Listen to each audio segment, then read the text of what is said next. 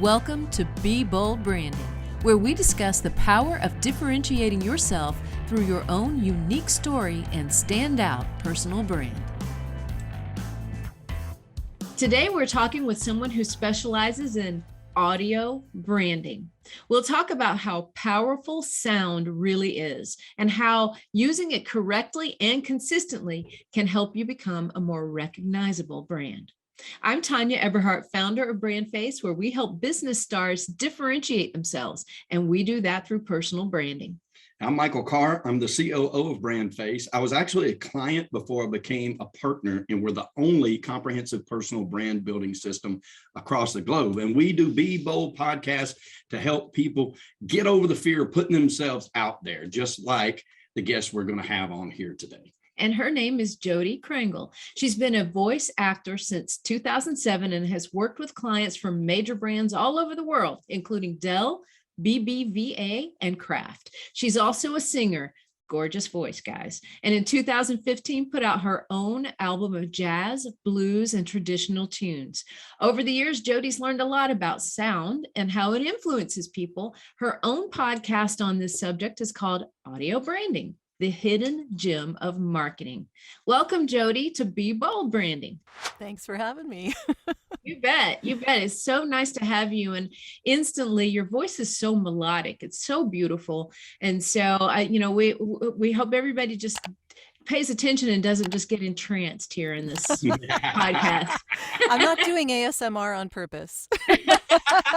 Well, you'll have to explain what that is next. Autonomous sensory meridian response. If you look up ASMR on YouTube or whatever, you'll know exactly what I mean. Is it kind of like in Jungle Book when the snake Kaa uses those Google eyes at people and draws them in? It is kind of putting you into a meditative state. There you go. It's the combination of sound and visuals that will kind of put you into a meditative state. You know when they say you get brain tingles? That's kind of what that means. ASMR it gives you those brain tingles. Oh, sweet. I'm definitely looking into that for sure. Yes, I did a deep dive for my podcast. That's how I know. I love it. Well, hey, Jodi, we're so excited about you being on. Let's jump right into it. You want to tell everybody how you got started in this profession and what was your inspiration for that? Oh, I've been really thinking about sound since a very early age. My parents were not giving us storytelling time. We had sing-along time when I was a kid. So yeah, my mom's a singer and my dad plays guitar, and they would just sit on the edge of our bed, myself and my sister, and we'd all sing together. That was our nightly ritual. So that kind of gave me a really deep impression of sound right from an early age. And back in 95, 96, I volunteered my time at the CNIB, which is the Canadian National Institute for the Blind. And I was reading articles onto tape. And at the time, it actually was reel-to-reel tape. I remember that. Yeah. So I actually really enjoyed the tech part as much as I enjoyed the voicing, which I think gave me an idea that maybe the profession itself wouldn't be as intimidating as I thought. But I actually didn't do anything for it for many, many years. It percolated in the back of my head for a long time. And in 2007, I was bored. A lot of things happen for me when I get bored. So yeah, I got bored. I was doing internet marketing and SEO, and I had a website for a long time. Yeah, I had started. Yeah, I started really early. So my website started in 95 and I was promoting it on a dime. So I figured out how to do that. And then I decided I was going to help other people do that. So that was what I was doing up until 2007. And by that time, Google kind of became the only game in town and I got bored. We were saying before, lots of things happen when I get bored. So I decided that was the moment. Switch focus. I'm already self-employed. And I decided I was going to learn everything I could and get into voiceovers. And that's what I did. Now, cool. Did I read correctly that you're actually an introvert? Oh, yeah. Okay. Very much so. So how did that lead you into this career of voiceovers and vocals? Well, voiceovers is one of those professions where you can be behind the scenes as opposed to in front of the camera. You know, today being an exception. Right. I do podcast interviews, but I do them in bits and pieces, let's just say. I will do one interview and then that's the only one I'll do in the day. I'll need time to refresh and regather my energies. So really what being an introvert for me with a very forward-facing business is making sure that I have time to recharge. So I have a certain amount of energy in a day and I expend it when I spend time with people, doing interviews, doing other forward-facing things. And I have to back away and be in silence or just, watch a movie or do a run or do something else that just takes me away from people for a little bit. And once I do that and I've recharged, I can do it all over again. And there are people who are extroverts who gain their energy by being with people and being forward facing and all of that. So really, it's just about how you regain your energy. Yeah, that's takeaway number one, guys. It is. And I've never heard it put that way. Because to me, like I feel that way sometimes, and this is, and I love meeting people, love doing interviews, but you find yourself spent at the end of the day. Oh yeah, it's like you need to just go out in nature for a minute and recharge. Yeah, so I feel exactly what you're saying. I do understand that, and that I come from from the radio world, and not the on-air side, but the sales side, the back side of it. And I can remember people just laughing and say, "Oh, so-and-so has a face for radio," right? Oh yeah. Okay. And of course a lot of my colleagues say that about themselves. Exactly. They do. Yeah. They said that about themselves. And I thought, well, oh no, but it's funny because what they're really saying is they don't want their face out there. Mm-hmm. They want to communicate. They have something to offer, something to say, but they feel so much more secure when it is behind a veil. Yeah, there is a lot of that to it. Being an introvert does not necessarily mean that you're shy. Right. I certainly started that way. I had to get past that when I was a young adult and into my adult years. So yeah, I mean, it does take some getting over, but that's not necessarily what introversion is about. It's just how you regain your energy, really. I agree with that. I love that. I would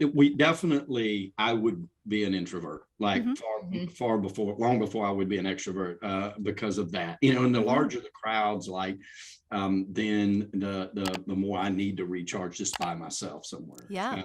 Good safe space or whatnot. And it doesn't mean that I don't enjoy being in that crowd. I do. I'm actually an auctioneer for a living before. Oh, wow. Okay. Yeah. But what's interesting about that is I always, even when the headsets came out, some of my counterparts used headsets at the auctions. I always held a microphone. And the reason why is because I felt like I could hide behind it. I know that sounds goofy, but you might understand. Hands to do. Yeah. It's something for your hands to do. It's something behind. It's something that is really more forward facing than you. And I know this might sound really strange to those of you who are listening to Be Bold Branding, that, one of the founders of that would be that way, but I am. And I don't mind putting my face out there, and it doesn't matter how big the crowd is. I'll speak in front of them. I'm not intimidated by any size crowd, but when it's over, I got to go relax somewhere by myself. Yeah.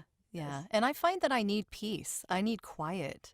I need actual silence. Like, and you'd think that would be weird for someone who deals in sound all day long, right? Like, right. But I analyze songs too much because I sing as well. I think about the lyrics. I listen to the lyrics. I want to know what instrument is what. I want to know why they did that turn there. I want to know all of this stuff. So it makes my mind race. I can't listen to music and just chill. It isn't possible for me. We know what you're talking about. Yeah. I can't watch television. I can't watch any commercials because it drives me crazy. I look at it and say, what was that? What was that? Like, who is that company and why? What were they trying to get across? Who are they targeting? What was the message? Yeah. See, I'm getting all heated up right now. Well, there you go. Yeah. But if you're not paying attention to the sound, which is the emotional context of that commercial, it's not going to be as memorable. And really, commercials are all about being memorable, right? You want to remember who the person putting it out there is so that people can buy their stuff. Yep. So, Jodi, when was the first time you realized that you had a special talent for this? Was there a certain point that you realized, oh gosh, this is going to be my destiny? You mean like voiceovers or? Voiceovers. Oh, okay. Voiceovers and vocals, because that's, for those of you listening, that's what Jodi does. It's more voiceovers these days than the singing. The singing is mostly for my own enjoyment at this point, but I still enjoy it. But yeah, I think that voice had always been a part of my life, really from a very early age. My grandfather had a really deep, chocolatey, lovely voice on my mom's side. My mom is the singer, so that side of the family kind of, I was lucky enough to inherit some of that. And it felt like I had to do something with it. And what was always the question, right? I started singing, but I didn't really understand what voiceover was until way later.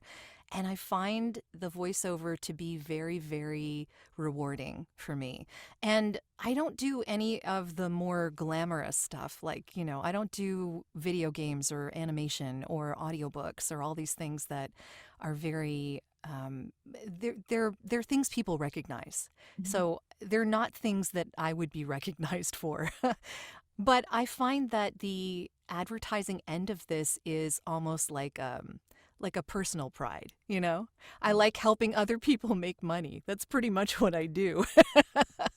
That's and true. Using sound to do that. And using sound to do it. Exactly. Yeah. It's nice to do that with something that is very inherently yours, Oh, absolutely. Absolutely. So, what people might not know is there are some strange facts about sound that you probably could enlighten everybody about, like the fact that you can taste by what you influence, taste by what you hear, right? Yeah. I have learned a ton about sound. Just by doing the podcast, I've had some really interesting interviews, and one of them was a fellow named Steve Keller, who is the Sonic Strategy Director over at SiriusXM. So he is the person in charge of Studio Resonate, which is their advertising agency in there, and for all of the properties that they administer, which is a lot right now. And they do a lot with really interesting experiments in sound. And one of the things that they did was a DJ station for a promotion for Propel, which is a sort of Gatorade type drink. Mm-hmm. And they had people listening in their headphones, tasting the drink, and then dialing from an iPad whether they wanted it to be salty or sweet. And because it's Gatorade, it's like it is usually like an electrolyte drink. Right. So it has that saltiness if you want it, and it has sweet if you want it. So they were letting people do this at a DJ station and watching their faces as they were like, whoa, because all they were doing was hearing something different. And it was changing the way that they were actually experiencing what they were tasting. So psychologically, our brains are wired very strangely, but all of our senses work together. Mm-hmm. That's true. That if they do blind taste tests and they tell you, I want you to taste this strawberry and vanilla yogurt and tell me which flavor you like best. Well, they might give them lemon and lime yogurt, and they'll still think that it's strawberry and vanilla yogurt because the mind is so suggestive like that. Mm-hmm. Yeah, I find that really strange. It's very fascinating. It really is. There is a lot about sound, and we have to be careful with how we allow it to affect us as well, because, and I've said this before, but you can close your eyes, you can't close your ears. Mm-hmm. Not on a regular basis. Having earplugs in all the time is not a good idea. But you can really damage yourself with sound, not just loud sound, but bad sound, like traffic sound, like loud noises in your environment on a constant basis. You have to be careful about these things. Noise pollution is a thing, and it's something that we need to be careful of. Oh boy, is it. Makes total sense. I will testify to that. I'm very sensitive to sounds. Mm-hmm. And if there's a sound that is like a clicking somewhere, or a clock, like a grandfather clock, it will drive me insane. Mm-hmm. I can't listen to a repetitive noise like that. There's only certain patterns that I can listen to before it drives me crazy. Sure. Now, I may be committed after this episode. That's okay. It won't be the first time somebody has wanted to do that. but, but yeah, that there are such things as damaging sounds. They're very irritating. And like you're driving along sometimes in the car and you're listening to music and it's like, why am I so irritable right now? And you realize it's because you have the radio up probably 4 decibels higher than you normally leave it. And that really irritates people. So I can totally see that. And now we love the sonic branding, audio branding. Of course, we feel like it's a big piece of the overall branding puzzle, a really big piece. It's like leaving the house without your 5 senses, right? You can't do that. So it is part of that ecosystem of a brand. Yeah. And we had a couple of years ago, a good friend of ours do a soundtrack for us. So a specific soundtrack designed just for us out of sounds that we told him we really liked. And we use that for our bumper music for this podcast. So if you guys heard that coming in and going out, you'll hear that soundtrack again. So we feel like that's really, really important. So which leads me to the next question. We talk a lot about the point of differentiation. You know, what makes you different from everybody else in your industry? What would you say you're known for in the voiceover space? And how has your own personal brand kind of helped you build your business? Well, my own personal brand has to do with the DNA of my own voice. So really, that's how a voice talent is going to brand themselves, because that's what you're going to get hired for, whether you like it or not. Right. So yeah, so you got to go with your gut, go with what you get hired for, and understand what that is. What I usually get hired for is a lot of like warmth, friendliness, and a little bit of authority, and perhaps a little bit of luxury. So all of those things combined, I do a lot of healthcare, I do a lot of finance. I have done casino work, believe it or not. And, you know, it just depends on how high you dial up the friendliness. But yeah, there's a lot of interesting in-betweens in there too. I do a lot of commercials for retail, so that comes in handy. I end up playing the mom a lot, the mom character, or you know, that kind of feel. There's a maturity to your voice, depth and maturity. But I can see all of those adjectives you just used describe you so well, every one of them. Well, I like to think I'm leaning into who I am. Absolutely. Like you said, you know, they're going to like recognize you for what you deliver, what you represent to them. Exactly. And that's a natural, very authentic thing, which is what branding's all about too, the authenticity. Yeah, being yourself. And one of the things about being a voice actor is really you are yourself when you're speaking. So people are going to hire me if they think that my brand, my voice would fit their brand, depending on what they think it makes them feel. So, and each person is different. So each person's voice is going to evoke a different emotion, different feel, a different brand. So that's why one voice actor might be chosen over another. And it has nothing to do with them being bad at what they do, just that they don't fit that brand. Right. Exactly. You know, it's very interesting because especially you have to be in tune with the very things you're talking about, like who you really are, like who you were made to be, and then go after those roles that fit you so perfectly. I'm trying to find another employee, and I was talking to my staff about hiring this person, and I'm like, how many of y'all think that I yell at you all the time? And like all of them, like, you don't yell, like, you know, I'm like, you know, but it's interesting at the times that people have worked for me that they're like, why are you yelling at me? And I'm like, I'm not, you know what I mean? And so, you know, just the difference in how you perceive yourself and how you're perceived by other people can always be so different, you know? And I've always been fascinated by that, especially like being an auctioneer too, knowing that I needed to mold crowds for what I was selling, and I needed to capture attention, right, to whatever it was that I was selling. And you lose people, you lose crowds, you lose, things distract the whole crowd, and now nobody's listening to you, or everybody's focused on you, and you don't want them to be, or it's always something like that. But it's really interesting in your space. How that affects, each person, like you said, everybody has a different approach, and you still have there's range in there. The range. What I was looking for. There's still a great range, no doubt, all the different areas that you can do for that. But that's really interesting.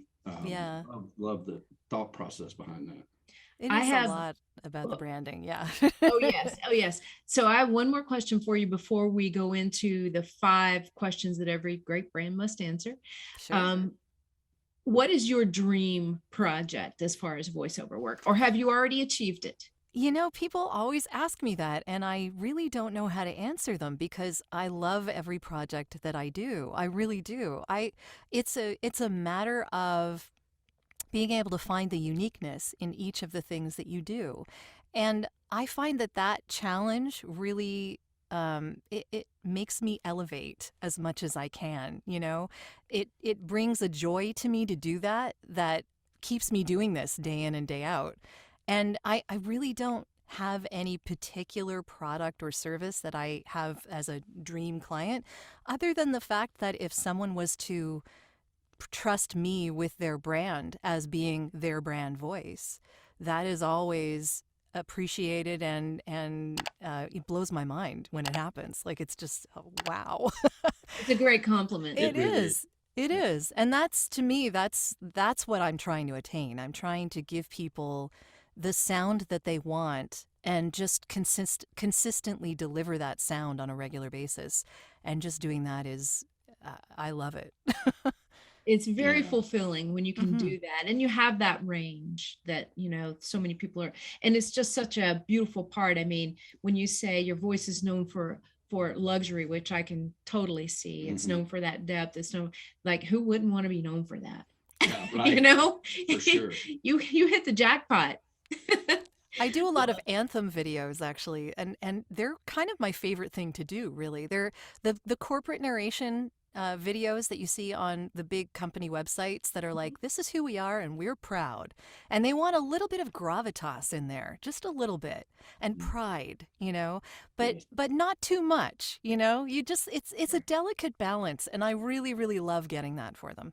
Yeah.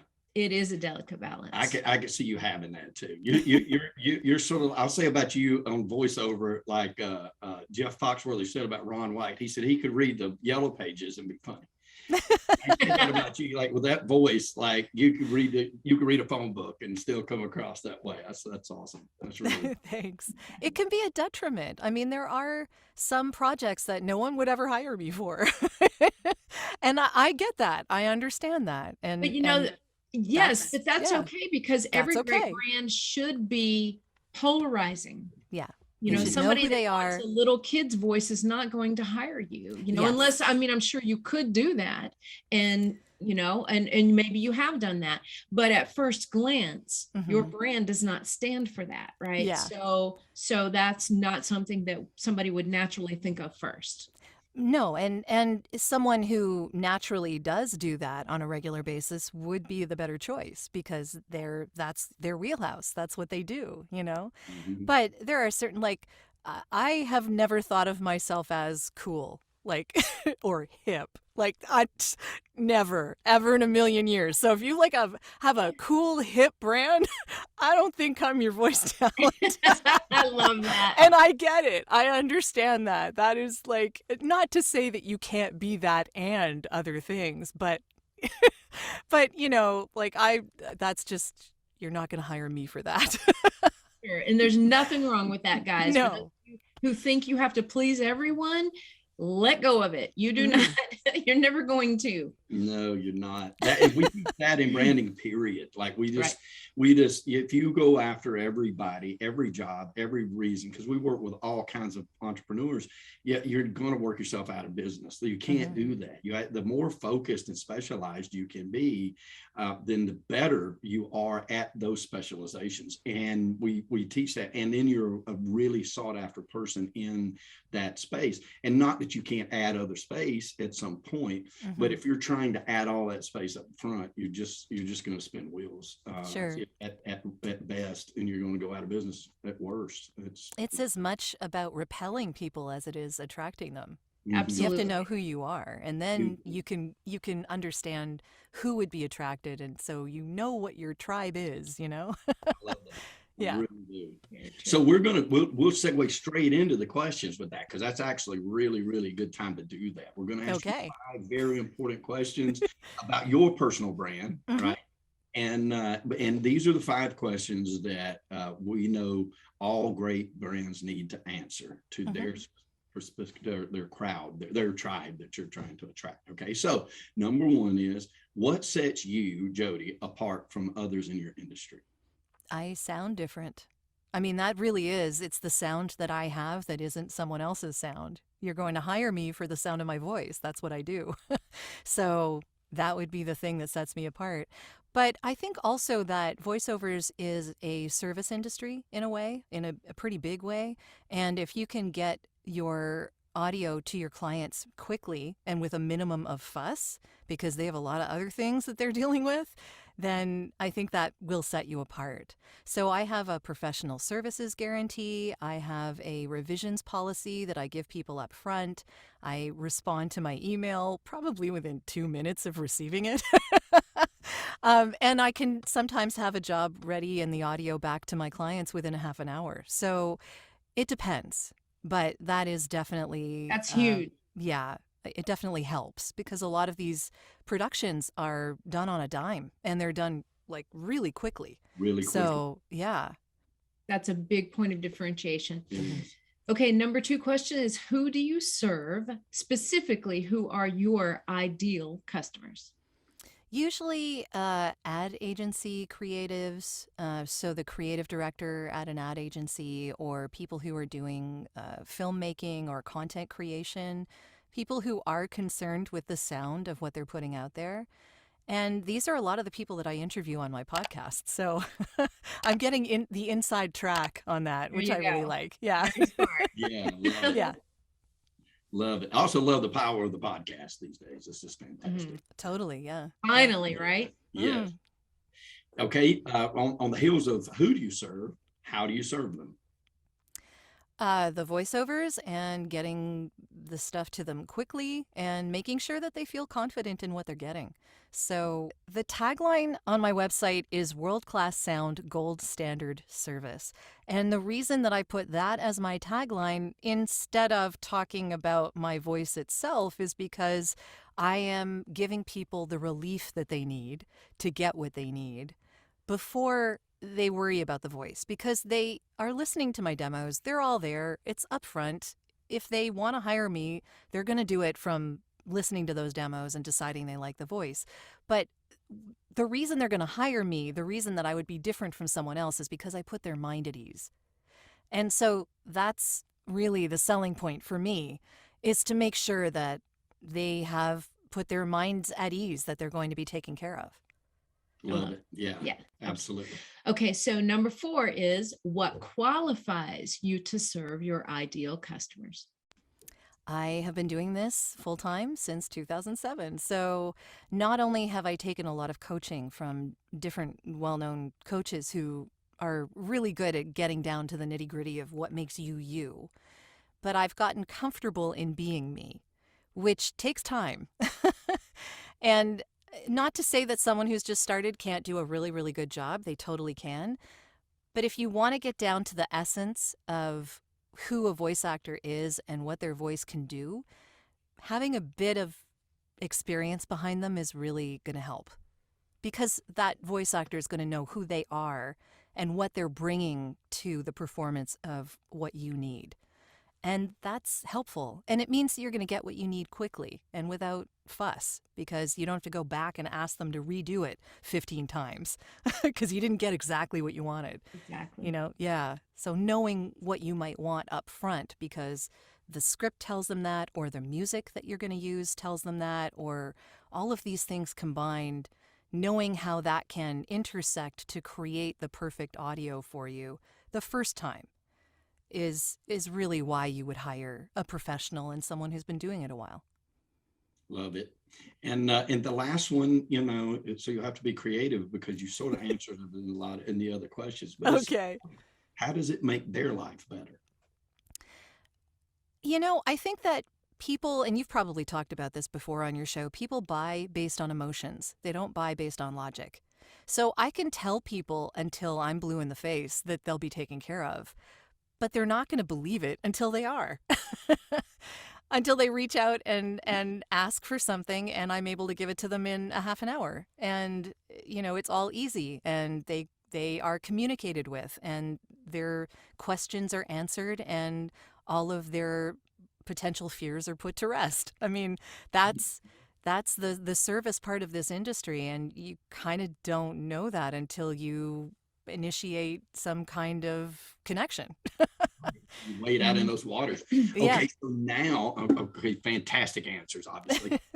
but now, like in your industry, do you find that is not the norm? Like being in the real estate business, you know, like everybody's like, oh, service, I do service. Yeah, No, yeah. they don't. Like 1% of us do service. Yeah.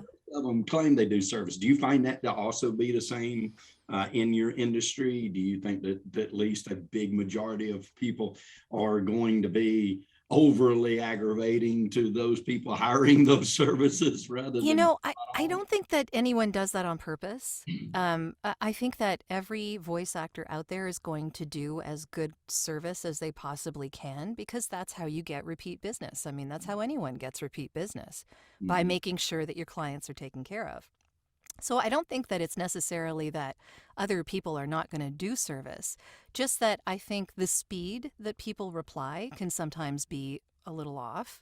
Definitely. Because they're maybe not doing it full time. Maybe they're doing another job and they can't answer from their current job, or they're doing it part time, or, you know, family obligations or whatever. Like, these things can make it so that it's harder for you to respond in a timely manner.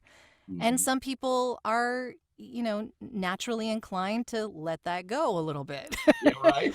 and that's okay. I mean, you know, everyone's style is no different. judgment, of course. No, but, well, none at all. You know, like I have no kids. I've been married 30 years, but I have no kids and I have no pets.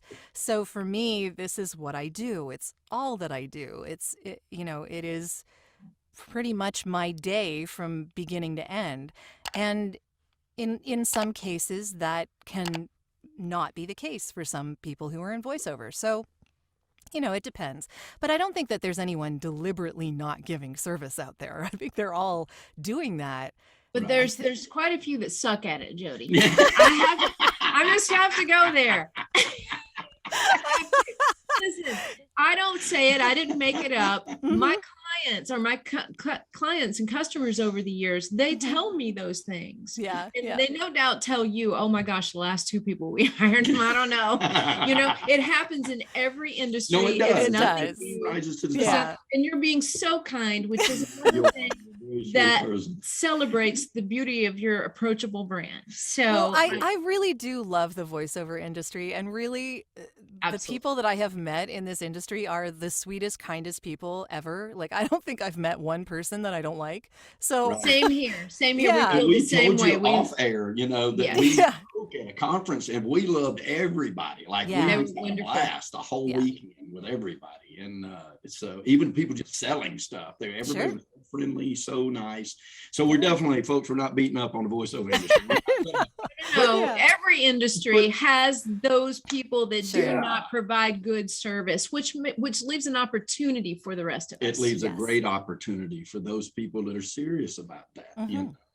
and serious about building that brand to be known for that, because those professionals, they talk amongst themselves too, right? So those professionals hiring you, they probably know other guys that and the gals that they call on the phone to say, hey, I need this project done. Like, go being reliable is a big thing. Reliability is huge, and especially I think in these days and times, it seems like post-COVID, reliability has gone through to the basement. Like, it's hard. They had Michael and his assistant Sydney. They had 3 interviews lined up today, trying to hire someone for a great position at this company. 2 of them didn't even show up for the interview. Yeah. Really? So I had the same thing. Perfect candidate, was so excited about meeting with her 2 weeks ago. Didn't even show up. Didn't say she wasn't going to show up. Just did not show up at all. No reschedule. Nothing. No, I changed my mind. No, I got hired from somebody else. And right. To us, like, that's how we would respond in the same situation, right? And so that's why we ask these things about, exactly what service really looks like, because some people hopefully from this podcast will learn that service, you may think that you're serving well. But we can always learn how can I serve better, right, from people who have experience like what you're saying. Sure. I have to say also that I've sort of seen it from the other end. I mean, right now there's this need for people to do jobs. And so it's really their market. But before it wasn't. And there were a lot of employers trying to hire people who would not show up, or just hire it to someone else and not tell anyone, or, so that is true. It's coming from, So a lot of this is, I'm not saying for you guys specifically, but a lot of this is kind of turnabout is fair play. I would agree with that 1,000%. Right. No, I'll go with you all the way down that road. It's definitely true. I tell my staff when we can't get stuff done, and I'm like, it's not going to be this way forever. Just hold tight, because the tables do turn. That's life. That's supply and demand. That's the way economies work. And so you're right. That said, it's always nice to be polite, and I would hope from either end that people are polite about it and at least communicate. But unfortunately. Sometimes they don't. Sometimes they don't. Exactly. Yeah. That's okay, though. That's okay. Well, like I said, it just provides more opportunity for the people who really are cognizant of that, and a lot more work. A lot more work. So, Jodi, it has been such a pleasure to have you on, and wish we could continue with the conversation, but we have enjoyed it. You are such a delight, and what a lovely talent you have. We've had such a great time today. Yes. Well, thank you so much for having me. This is a great show, and I think a lot of people are going to benefit from a lot of the things that you say here. So keep doing what you're doing. Thank you so much. Now, tell people how they can reach you if they have questions for you, want to hire you for some voiceover work. Sure. I'm at voiceoversandvocals.com, so you can go there and check it out. The podcast, Audio Branding, is at audiobrandingpodcast.com.